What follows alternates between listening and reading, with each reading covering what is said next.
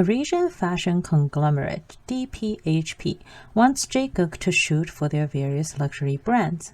The date of the photo shoot conflicts with Claire Marie, and when Do-hong says that they will obviously push Claire Marie's date to accommodate DPHP, Jaegook asks to defer DPHP instead, and reassures Do-hong that playing hard to get will make them want him more. At Hill's department store, where Yoo-jun is a director, she decides to cut all domestic storefronts and replace them with international brands. There's strong indication that she's doing this to get back at Yoon for dating Jaegook. How unprofessional is that? CEO Hwang gives Yoon until end of the month to fix the mess, or he will dissolve Sono. Yoon asks Chi-suk if she did anything to cause trouble with her father because he's acting very cold and harsh against her. Chi-suk has a flashback to when she got drunk and told her father that Jaegook likes Yoon, but she's too afraid to tell Yoon about her blunder. While tending to Suwon's grave, Haeok has a flashback to Jaegook declaring that he plans to continue dating Yoon. Back at Vision PR, Cedric Roux, the director of marketing for DPHP, arrives to meet with Jaegook. Jaegook lays down some ridiculous conditions such as getting the best supermodel and makeup team and shortening the timeline to 1 week. And Cedric finally agrees, while calling him a jerk at the end. Jaegook doesn't get angry, but rather smiles, and we learn that Cedric is his friend from Paris, who happens to also be the vendor that sold Yoon Jaegook's photo 10 years ago. Yoon goes to the hills to try and convince Yoo-jun to not cut Sono. Yoo-jun won't change her decision, reasoning that Sono has no competitive edge over international brands. Yoon starts saying she believes that Yoo-jun wouldn't make such a decision based on personal grudge, and that's where Yoo-jun cuts her off by saying, hey, that's exactly why she's made the decision. And she even gives a BS holier-than-thou reason that clothes reflect the thoughts of the person making it, and she doesn't want to sell clothes made by someone like Yoon. Jaegook invites Yoon to come to Paris with him, saying that he will introduce her to many people in the fashion industry. Yoon declines because she needs to stay and take care of the problems that Sono is facing,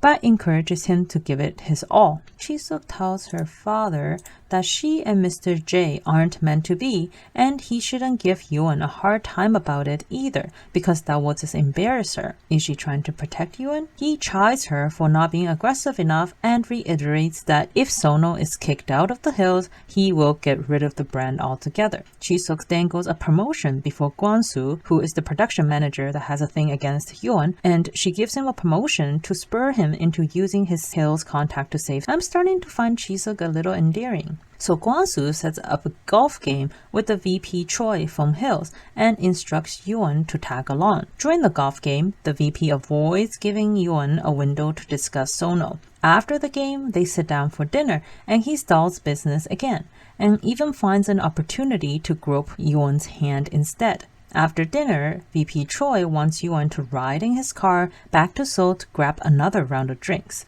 She, at this moment, misses an incoming call from Mi-suk as he insists that she won't have another chance to talk, questioning whether she is desperate enough to save her brand. Yoon, having had enough, tells VP Choi that she suffered through his unprofessional behavior all day precisely because she is desperate, but she won't let him use her desperation to coerce her into doing things that go against her ethics. Suho finally begins to notice that something is wrong with Mi-suk. He assumes that she's lost all her money by investing in stocks. That's why she's been acting so weird, and she lets him believe that instead of telling him the truth. Mi-suk calls Yoon repeatedly on the day of the golf game, in a way saving Yoon from making the wrong call to get into VP Choi's car. When Yoon calls Mi-suk back, she says that she's in so much pain before a crashing sound can be heard, and she stops responding. Yoon tries to contact Suho, but he doesn't respond, as he was busy romancing his mistress. When Yoon and the paramedics reach Mi-suk's apartment, they find her collapsed on the bathroom floor. Mi-suk is taken to the hospital and her condition stabilizes, but the cat is also out of the bag about her terminal illness. Suho arrives and gets briefed by the doctor, and the couple cries together over the horrible news. Yoon goes to her car to give them some privacy and pretends to call Jae-guk and retells her terrible day to him over the phone. She talks about how angry she is that she spent the day entertaining VP Choi while Mi-suk was in pain. We flash back to Yoon at Mi-suk's bedside urging her to start chemotherapy instead of fearing the side effects. Mi-suk tells Yoon that there is no hope of recovery and she doesn't want to be constantly bedridden on her last days.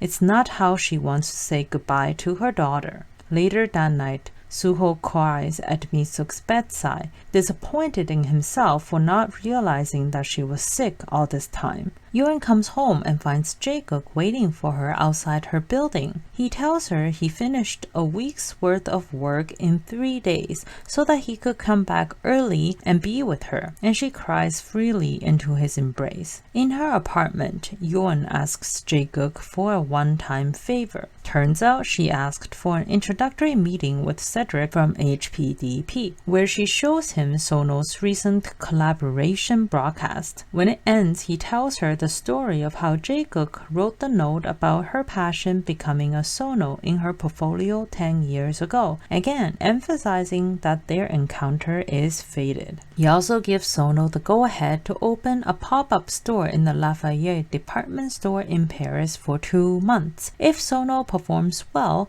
they'll get a permanent storefront. Our 4 leads discuss their upcoming trip to Paris for the pop-up store over celebratory drinks. Chi-suk also drops the news that her father now knows about Jae-guk and Yoon, telling them that he's likely to fire Yoon if their Paris venture fails. Chi-suk requests Do-hoon to walk her home in order to give Jae-guk and Yoon alone time, and she gets an idea on how to take the heat off of Yoon before they go to Paris. Outside her house, she tells Do-hoon that what she's about to do is purely business and pulls him in for a kiss before ringing the doorbell. Her stunned father watches through the security camera. Once inside, Chi-suk acts like she's passionately in love with Do-hoon and tells her father that he's treating Yoon unfairly. She confesses that she was the one who didn't show up for her blind date with Mr. J, and instead Yoon was just cleaning up her mess and helping her out as usual. She says she doesn't want to lose her best friend because of her father. The news about Sono's Parisian pop-up store is released with much fanfare, and Korean department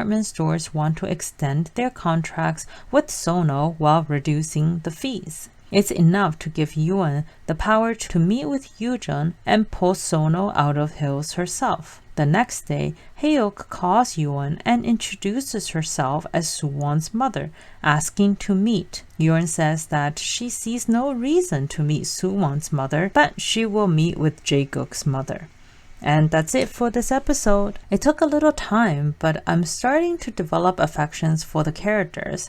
I love Yoon's ability to call people out. In this episode alone, she's gone head-to-head with the VP of Hills, with Yoojun, of course, and even the call with Jae-guk's mom was pretty badass. And I'm also seeing a different side of Chi-suk that I like, where she's helping Yoon out for once. What about you guys? Who's your favorite character so far? Let me know in the comments, and click the subscribe button if you want to receive updates on future episodes and other dramas like this.